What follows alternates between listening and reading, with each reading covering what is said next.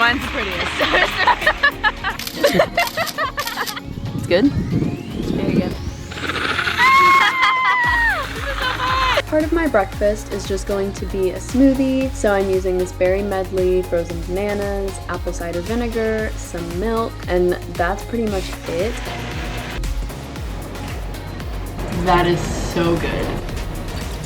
I just love how easy things are with the BlendJet. It just like, this took literally like not even 5 minutes. I love my BlendJet. I've had it for like 2 weeks max, and I think I've used it like 14 times. Yeah, he uses his Every day. lot, like, cause he will like work out and then use it for protein shakes and stuff. So I have chocolate milk, chocolate ice cream, and peanut butter. I'm going to be using the BlendJet recipe book. He's obsessed with the recipe book right now. It's fun. It's so easy to clean. You just add water, soap, and blend.